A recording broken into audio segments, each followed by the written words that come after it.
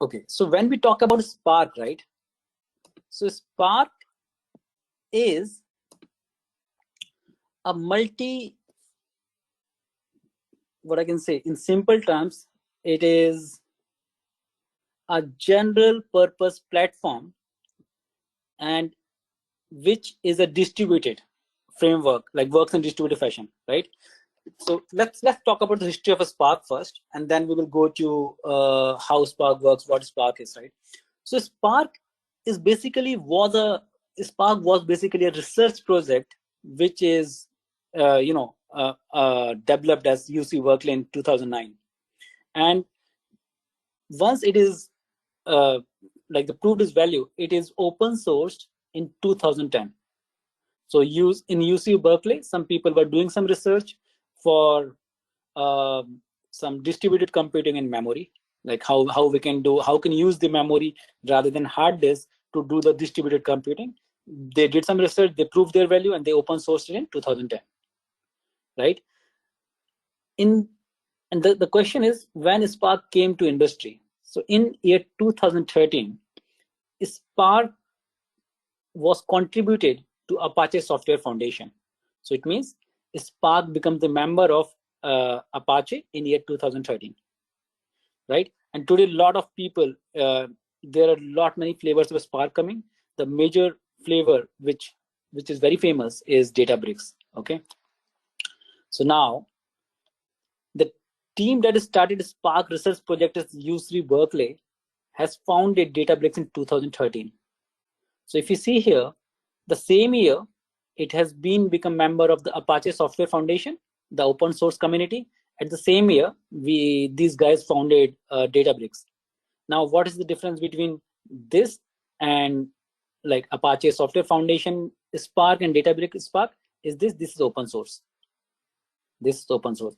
It means everybody can see the source, everybody can contribute to it.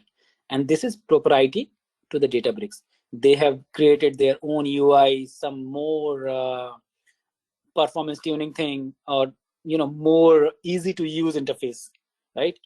But still, Apache Spark is 100% open source, hosted at vendor independent Apache Software Foundation. So the Databricks are still using the same open source, which is contributed to Apache Software Foundation, right? So in 2009, UC Berkeley did some research. They created a research paper. They published it in 2010. They open sourced this idea. Open source the idea in 2013. Two things happened. The Spark as a project, joined with Apache, and Databricks was founded, right? And Databricks was founded by the same guy who was, the part of UC Berkeley research paper, right? So this is a bit about Spark, like how Spark came in picture, right? So now the question is, see, before 2013, when we talk about before 2013, right, there's still big data in the market. Like there's big amount of data, and we are processing it, right? We are processing this big data even before 2013. Then the question arises, why these people at UC Berkeley tried for something else, even though we have MapReduce in place, right? MapReduce was doing all this stuff, and the thing is, MapReduce was written in Java. People are hesitating to write in Java, so Facebook derived Hive, and then we have Pig, then we have Scoop. Many things were there before 2013, right? Then why there was a need of a new framework or the computing framework, right? The question arises, why there's a need of computing framework? So the answer to the question is, before 2013, we need different system to do different stuff. For example, if we want to ingest data, then we will go for Scoop, right? If we want to process data, if we want to do some processing, then we might go for Pig.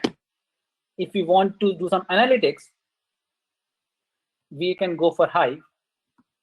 If we want to go for, let's say, stream analytics, then we can go for Kafka, right? And number of things and number of systems. So as a big data engineer, you need to learn n number of topics and the bad part is these different tools have their different format, right? You guys know Scoop, Hive, and nowhere Scoop and Hive are interrelated. A Scoop is the Scoop import command, and you need to pass some connect parameter. In Hive, you can have select queries, you can have partitions, you can have bucketing, and a number of things. So, and in Pig, you have other type of language. So, as a developer, you need to learn n number of languages to do the work. So, what these people think, and before what these people think, right? All these softwares, all these tools are based on MapReduce. When we are talking about Pig, Scoop, Hive, everything is based on MapReduce. And when we talk about MapReduce, MapReduce is written in Java inside. And what MapReduce was doing, that whenever we want to do some iteration, and let's say we have 3 map tasks and 3 reduce tasks, what MapReduce do? MapReduce read the data from the disk, right? It do some mapping, then it writes the intermediate data onto the disk again, and then the next process will read the data from the disk again, right? And at the end, it will write the data to the disk again. So what is going on? Let's say we have 5 iteration. Let's say we have data here, and then let's say we deleted some rows from it, then we changed some values into it, then we counted some values into it, and then we write the data to the disk, and we process it P4, and then we write the data to disk, right? Output data. So what is going on MapReduce? Even for simple processing, we need to write this intermediate data to disk. And what is going on? P1 will write data to hard disk, P2 will read data from hard disk, even though this data is of no use, right? And you guys know, as a simple, without any doubt, that reading from hard disk is always expensive, and it will take a lot of time, right? And that's where these Spark researchers thought about it. They thought that why do we need to write data here in disk? Why can't we use RAM here? Right? And this is what they thought of. 1 second.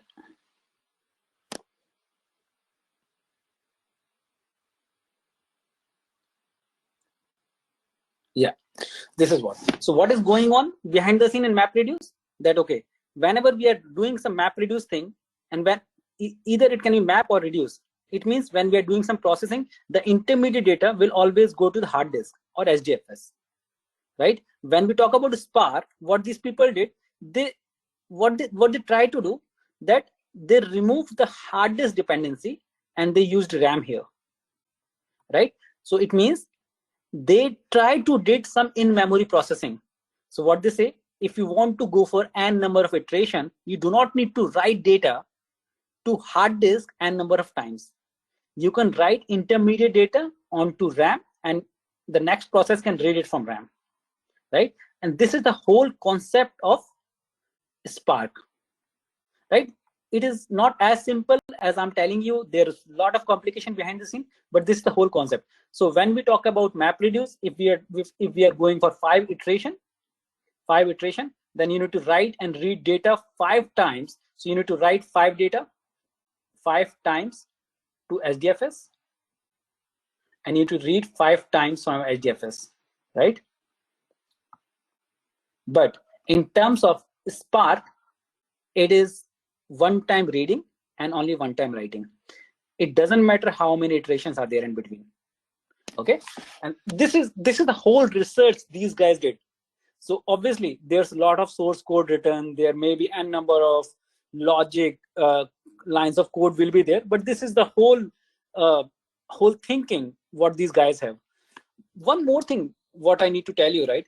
So Spark is a computing framework, right? Spark don't store the data anywhere. So one more thing, very important, right? So when we go here, so what we see that we still, when we talk about how Spark fits into the Hadoop ecosystem, so we can see we already, as we have HDFS for storage, right? Distributed file system for storage here. So even with Spark, we have same storage. We can have other storage, distributed one, AWS S3, or maybe Azure Data Lake, or maybe your local file system, like even your Windows local file system. You can have your distributed, or for practice, you can have your local file system as well, right? Now, when we come to Spark, in MapReduce, how many type of resource managers we have? We have only Yarn. But what Spark said that, okay, guys, I do not need to worry about the resource manager. The resource manager, what you guys are having, I can use that resource manager. You guys just need to tune it. I'm just a computing framework. I do not need to worry about the storage. I do not need to worry about the resource manager. You just tell me the resource manager name. You just tell me from the where I need to read the data. So even here, I can have Kubernetes as well, right? Here I can have maybe local as well. Maybe your own resource manager. If you guys can plug it in, you can write your own resource manager. Spark can talk to it, right? Now comes the thing where Spark will sit now. So as I was telling you, Spark is just a computing engine or the computing distributed framework. So what Spark is doing, let's say if you want to process a file one using, let's say using Hive. So what you're gonna be doing, you will write a select query somewhere here, and then that select query will talk to Yarn. Then Yarn will write some MapReduce job, something, and then file will be read. The same thing Spark will be doing for you. But instead of MapReduce, what Spark will do, so you will write a Spark SQL, and I'll come to Spark SQL later, but you will write some same SQL what you write in Hive. You will write same SQL here. It will talk to Spark core. Spark core will talk to Yarn, and Yarn will talk to file1 or HDFS, but this time it will be in memory, right? One more important thing. So obviously we have this blue color represents the Spark ecosystem, but the good part about Spark is Spark can be integrated with your existing tools like Hive, Pig, even for searching. So let's say, and when I was teaching you Hive, I told you that you can change Hive engine to Spark as well. So behind the scene, when you run Spark Hive query language, Spark can be used. So what that proves that Spark is a computing engine with none of its own storage, right? It will use any distributed storage. It will use any resource manager. It is just a computing framework, right? So let's talk about what are the benefits of Spark, like why these people worked day and night in 2009 and developed some research paper, and why now big data world is moving towards Spark, right? The first thing is not very rocket science. So when we read from hard disk, it is always slower. So what these people says that when you read data using Spark, it is 100 times faster when you read data from MapReduce. And the story behind it very simple, because these guys were using memory. Memory means RAM, right? And sometimes cache as well, right? So what this guy says, Spark, the biggest benefit of Spark is speed. And why we go for speed? Because Spark is designed to read data, intermediate data from memory and cache, right? The next thing is Spark has easy to use APIs for operating larger data sets. It includes collection of over 100 operator transforming. So what API means, Spark has developed multiple APIs, right? The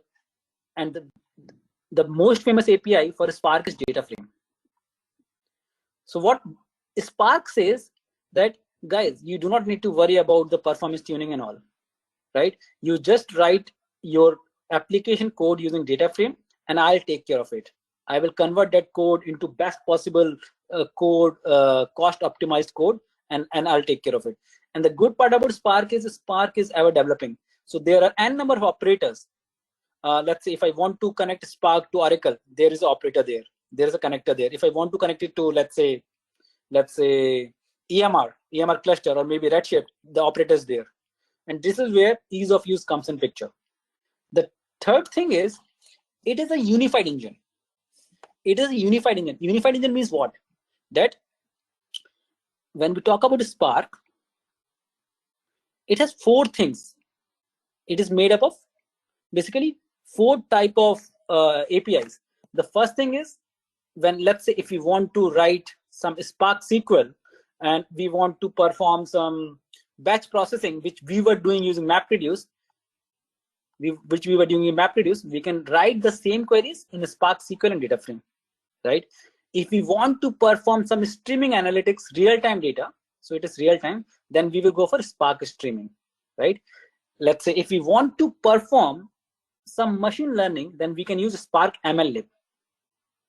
And when we want to perform some graph computation, then we can go for GraphX, right?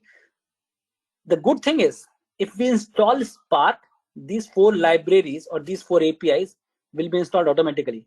And one more good thing is, these 4 libraries or APIs can interact with each other, right?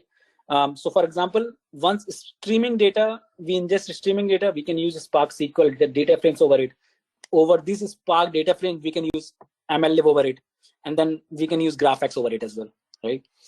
Now, the thing is, these 4 libraries or these 4 APIs will always talk to Spark core API, where the original code of Spark is written, right? And the original, as I was telling you yesterday, that this code was written in Scala. So Spark is written in Scala, right? But we can write Spark code into 5 languages: R, SQL, Python, Scala, and Java, right?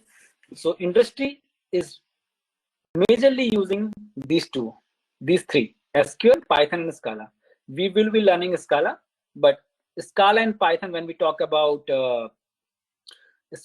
Spark development, these almost have shared the same coding features, right? R is basically used for the people who are more into analytics or machine learning, and Java, I'm not sure how many people are using Java. The people who are Java developer for a few years, they may want to go for Java. But for us, since we already learned Scala in a lot of detail, and Scala is the same language in which Spark is written, so the compatibility between Scala and Spark is the best, right? Because when we compile the code, we run the code over Spark cluster, there is no conversion needed, right? For example, if we write a code in Python and we want to run the Python code using Spark cluster, what it needs to do, the binaries will be converted to Scala binaries, and then the code will be executed, kind of this. But here there's no conversion, so the Scala code is the fastest for Spark. Okay. One more thing is, since Scala is the main language for Spark, any new feature which will come in Spark, the first language where they will be coming into that will be Scala. And that's where, it's, if you are learning something new and if you want to learn Spark, it's always preferable to go for Scala. Okay. Now let's talk a bit about, I already covered this, but let's talk about the major difference between MapReduce and Spark, right? So when we talk about the language in which MapReduce, the developer can write the code, it's majorly Java, right? And one more thing, when we talk about MapReduce, we always need to think in key value pair. But when we talk about Spark can be written into any language: Java, Scala, Python, or SQL, right? One more thing about MapReduce is, and I told you that whenever we need to write MapReduce, we need to write 3 classes: map, reduce, and then main class, in which you need to call these classes. You need to pass some parameters, you need to pass your mapper class, reducer class, and a number of other parameters. But in Scala or in Spark, the code is very concise, and I'll show you the example later, right? When we talk about MapReduce, we don't have any interactive shell, right? But when we talk about Spark, we have REPL code, the same Scala REPL code, which I showed you when I was teaching you Scala. The same REPL code can be used here, right? MapReduce is obviously disk-based computing, and Scala or Spark is memory-based computing. You know, MapReduce is only for batch processing, and Scala can be used for both batch as well as interactive processing, right? And graph obviously is not supported in MapReduce, but graph is supported here, right? Okay, now when we talk about MapReduce, right?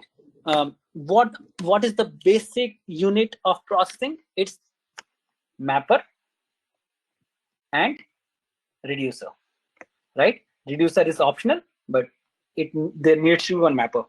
So when we talk about the basic unit of processing in Spark, that unit is called RDD, right? That unit is called RDD. So what RDD means? RDD stands for resilient distributed data set, right? So what RDD stands for? Resilient distributed data set, right? Now, what resilient means, that if there is some failure, the RDD can reconstruct itself. Don't worry if you're not getting, I'll cover this in a lot of detail. Distributed means the RDD is not sitting on single machine, rather than the RDD is distributed across different machines. Dataset means each RDD is a data set of your data, right? Let's cover these 3 points in a lot of details. Okay, so in your SDFS cluster, right? In your SDFS cluster, what you have data nodes. So let's say you have 4. Forget about this for a time being. I'll cover that later. So let's say you have 4 nodes SDFS cluster. This is your data node 1. This is your data node 2. This is your data node 3, and this is your data node 4. You have one file called file.txt. The file size is let's say 500 MB, right?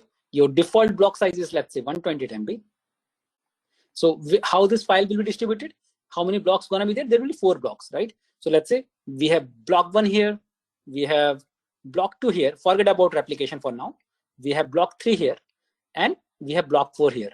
The replicated block may be here, somewhere, right? Just for the sake of data resilience. But I'm not talking about replication as of now. So we have block here. So let's say when we read this data from SDFS using Spark, as I told you, Spark can read or process data from any storage. So let's say we are reading this data from SDFS. Okay.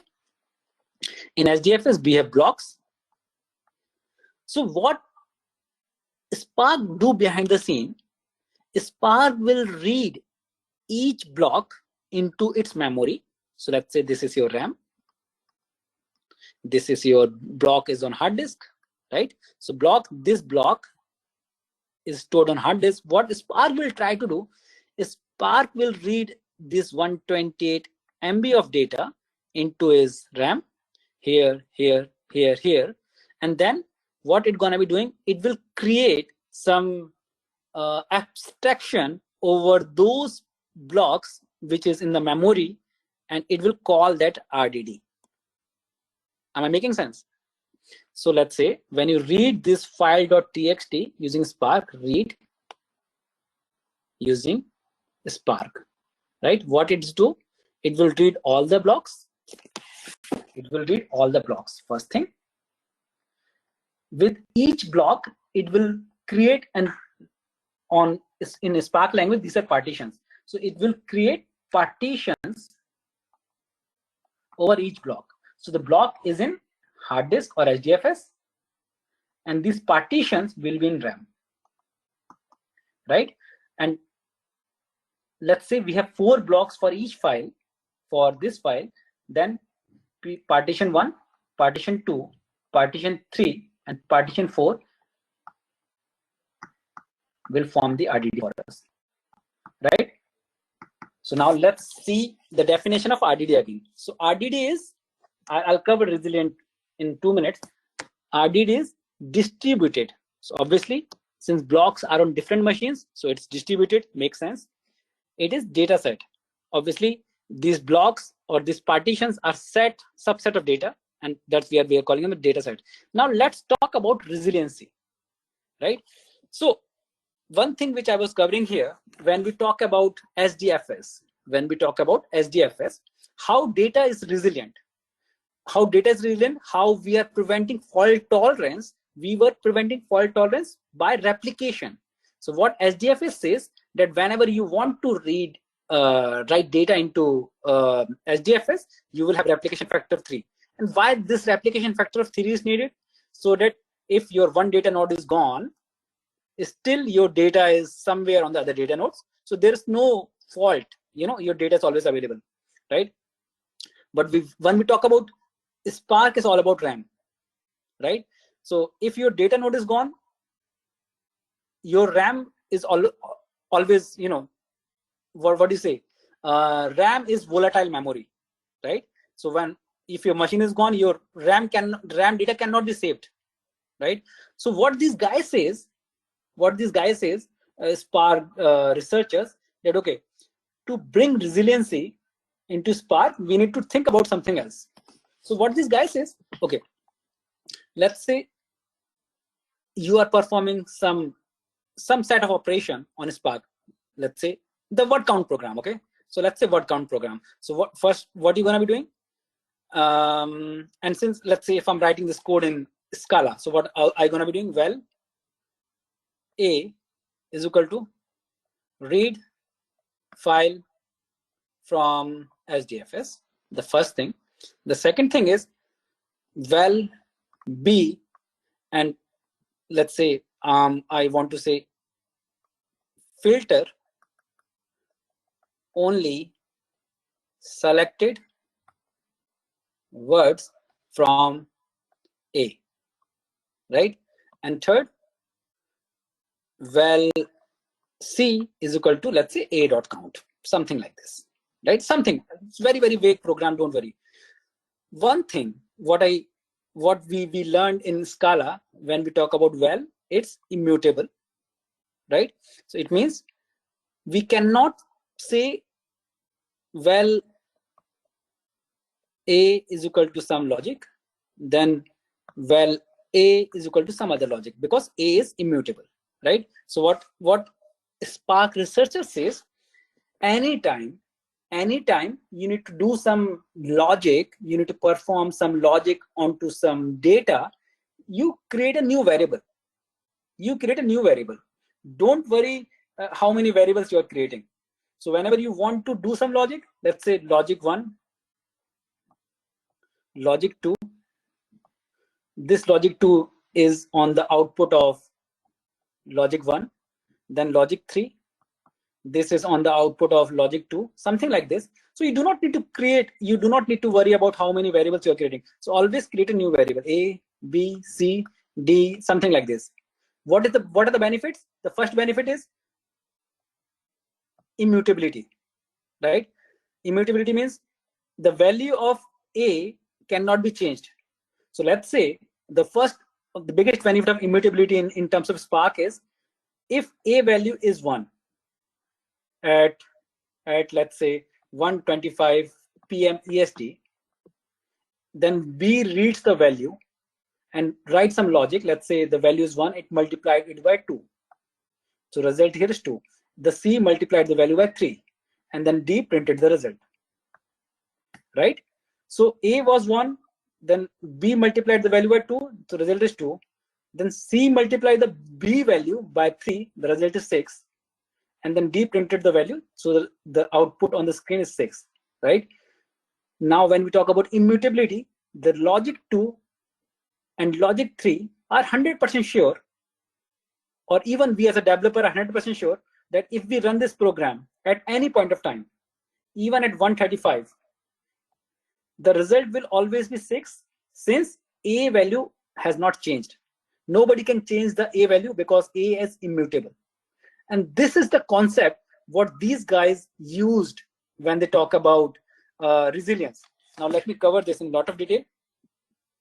One second. Okay, so what this guy says that, okay, in a Spark, they divided the operation into two parts. Right? So what they say, that if you want to see something on screen, or if you want to write data somewhere, then we will call that an action. If you want to do some action, let's call that operation as action. But if you just want to do some transformation, read the data, filter the data, mapping something, right, then we will call that transformation, right? So into our example, into our word count example, when I read the file, what it is transformation, right? If I do some logic into it, let's say mapping, if I mapping, what I do in word count program, I read the data, right? I split, let's say I have a file called I am Nilendra and I am a trainer, right? If I want to do the word count program, what we were doing in MapReduce, we were doing almost doing the same thing. So I, comma 1, am, comma 1, I will put some value across it, and before that I will split this line into independent tokens, right? So I'll create the tokens like I am 1, then I'll put 1 across them, right? So I'll do some logic, right? In Spark, this logic can be map or maybe flat map. I'll cover this later. So let's say we do some mapping and flat mapping. The first is flat map, the third is map, and then once this map is done, we are doing some reduction or reduce. What we are doing, we are adding, let's say if I is coming 2 times, we are saying I, comma 2 as a result. And so we are doing A plus B, kind of 2 plus 3, right? Now, what Spark developer was saying, that whenever you do some transformation,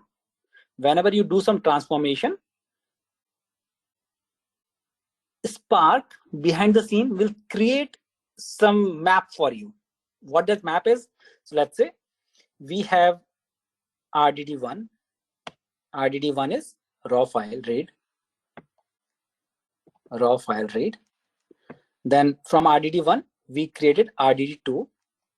In RDD2, we did the flat map. Flat map for what? For splitting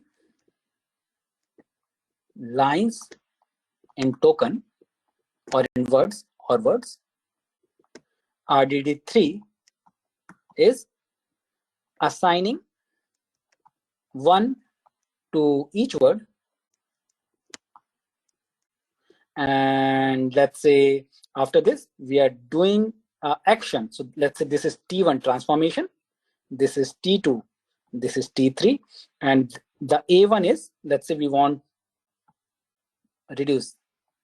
And what we are doing, we are counting RDD3 dot count, right? Something like this. So what Spark developer says, that till the time you are performing the transformation, behind the scene, we will create a DAG for you. What DAG means? Directed acyclic graph. So directed acyclic graph. So what these guys, Spark guy was saying, whenever you are performing the transformation, we won't do anything, right? We will just create a DAG for you. So we won't perform. In reality, we are not reading the file. We are not, splitting it. We are not assigning 1 to each word. So we are just creating DAG for you. So how DAG will look like? Let's say T1, From T1, it comes to T2, from it comes to T3. And then whenever the action will, whenever I found the action, then I will really execute this transformation, right?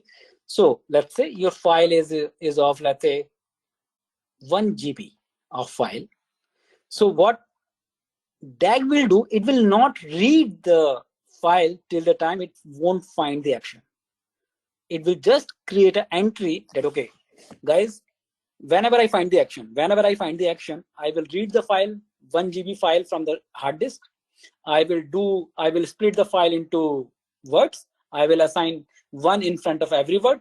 And whenever I find the file and whenever I find the action, I will do this transformation in reality, right?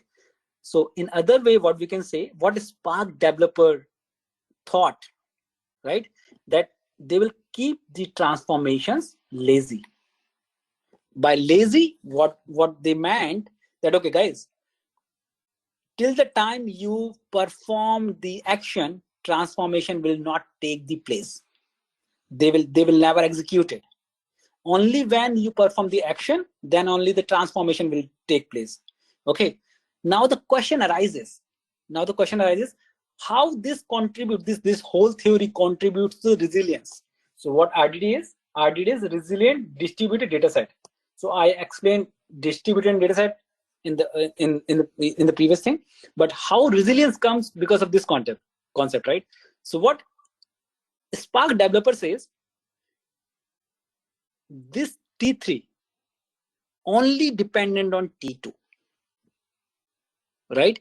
So let's say this, how Spark works, right? So Spark is a distributed framework, right? So let's say we have something like 4 nodes. So this is, let's say, your node 1, in which your node 2, your node 3, your node 4. And here is some master, right? Forget about how master is doing it.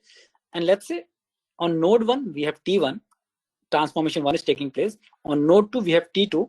On node 3, we have T3 taking place. And node 4, we have, let's say, reduction is taking place. So what Spark says, that in any case, if your RDD is gone, RDD means if your partition of any data node or any execution node is gone, guys, you do not need to worry about it. Since I have this DAG somewhere stored in somewhere safe location, I know that T3 is made up from T2 after performing some logic, right? So let's say if node 3 is gone, what it gonna be doing? Either it will assign this node 3 transformation to like node 1, and node 1, node 1 will be doing? Node 1 will do transformation 2 dot this logic that assign 1 to each word of T2. So how this thing is working? First T1 is taking place, then T1 dot flat map is taking place, right? And it gives T2. Then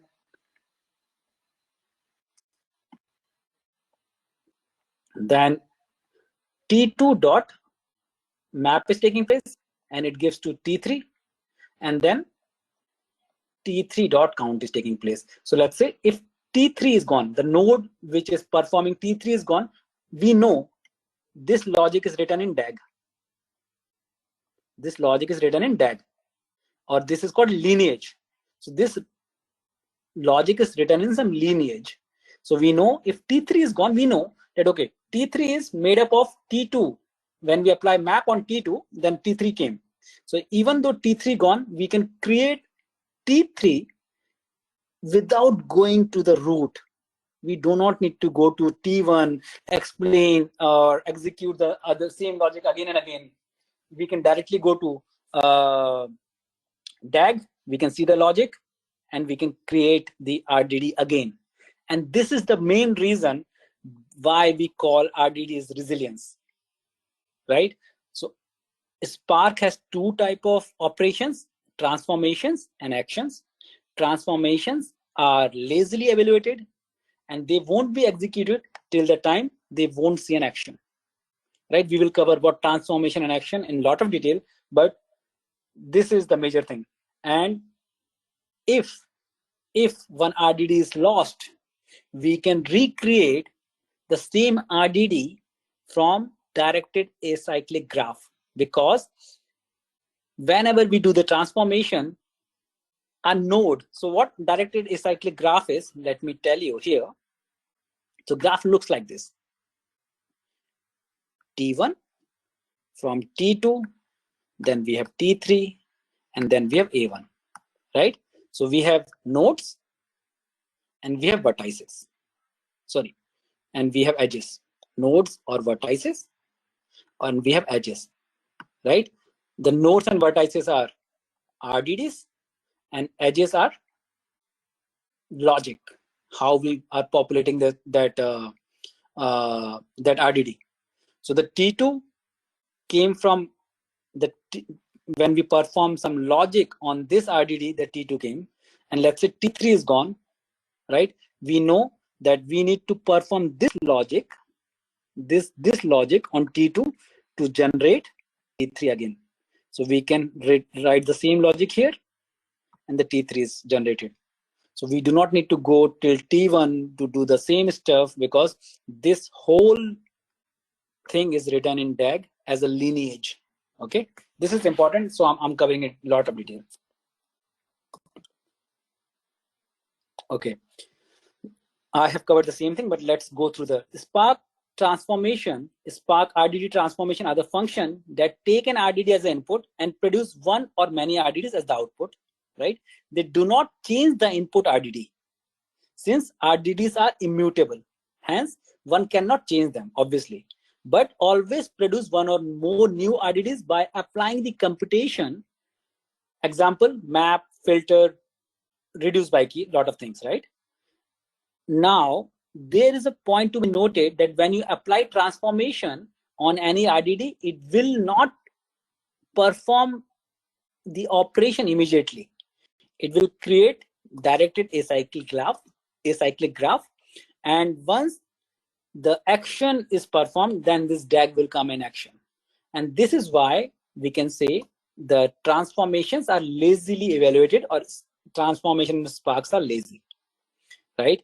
We can widely distribute, classify the transformation into two categories: narrow transformations and wide transformations. Narrow transformation is something in which, let's say, we have one-to-one mapping of input and output, right?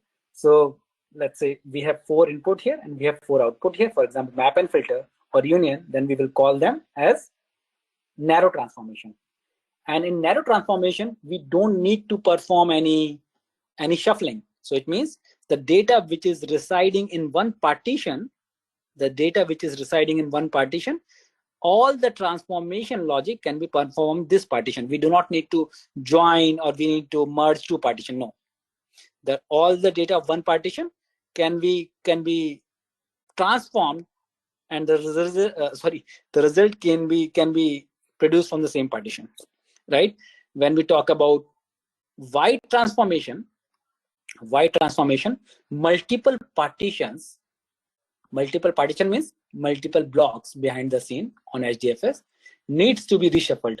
Let's say we want to join the data, right? In joining, we cannot assure that okay, all the data of that particular key will be in partition 1. So maybe some keys are here in partition 1, some keys are here in partition 2. So when we join them, we need to reshuffle the data, like the same shuffling what was going on in MapReduce. The shuffling is always expensive. Here also the shuffling is expensive. So the wide transformation are more expensive than narrow transformation. Okay. Now coming to the actions. So transformation is very clear to you guys, right? Transformation create RDDs from each other, but when we want to work on the actual data set, at that point of action is performed. When actions is triggered, when the action is triggered after the result, new RDD is not formed like transformation. Now action won't create a new RDD. Thus, actions are Spark RDD operation that give non-RDD values. So the transformation will always give RDD behind the scene. Action will produce non-RDD things. Maybe they will produce some string, maybe they will produce some array, maybe they will produce something, but they won't produce the RDDs. The value of action are stored to drivers or to the external storage system. It brings laziness to the motion. Okay. Now, the good thing is, whenever you perform the action, the value may be stored onto the master machine from where you're running the program, right? Or maybe stored onto some external storage. Okay, I won't go here, but this is what actions is all about.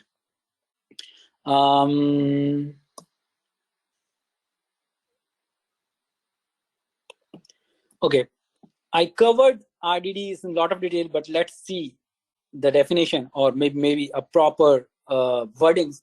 Apache core, Spark's core abstraction is resilient distributed dataset, also a fundamental data structure of Spark.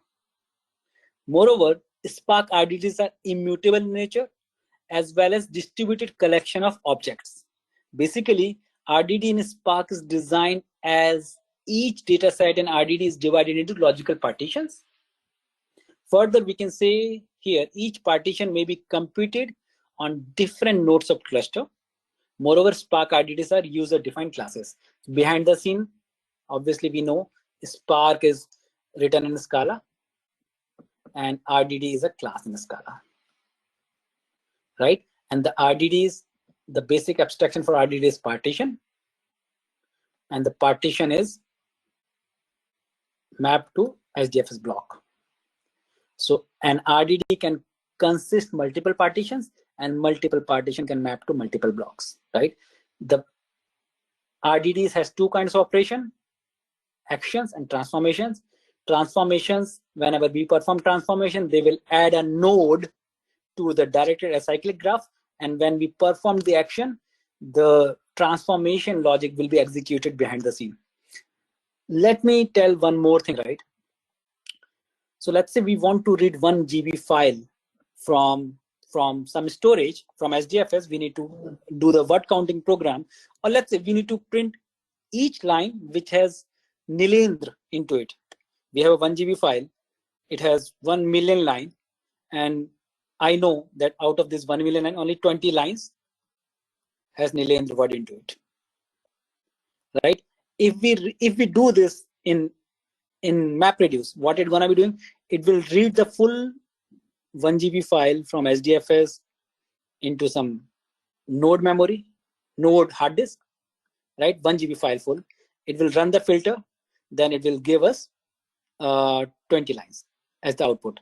What Spark will do, Spark will lazily create a DAG here that, okay, guys, whenever the action, whenever we need to print this 20 lines, then only bring this 1 GB file into memory. And even what Spark do behind the scene, see, obviously directed acyclic graph gives you resilience, right?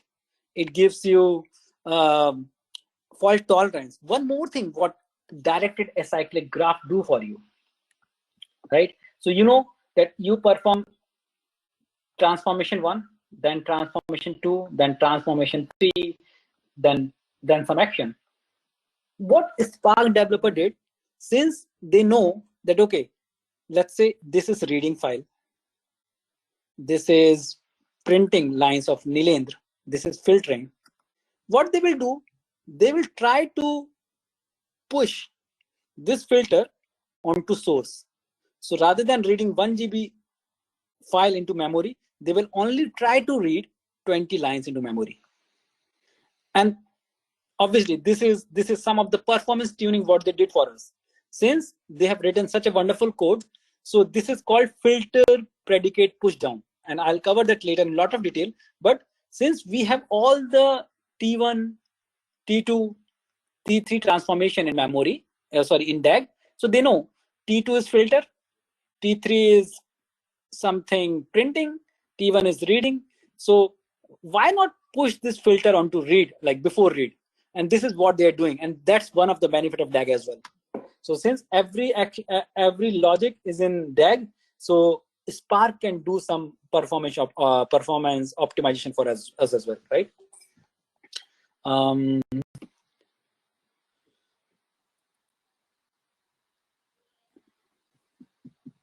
Okay, so I think we have covered a lot, and this is what I was how DAG looks like, right? So DAG looks like this. So whenever we perform some shuffling, a new stage will be created, and then number of stages depend on I won't cover it, but this is how exactly DAG looks like. So I'll cover the DAG creation and the logic of DAG creation in next lecture, but this is DAG looks like. And then I'll cover this internal job execution in Spark in a lot of detail tomorrow. Okay.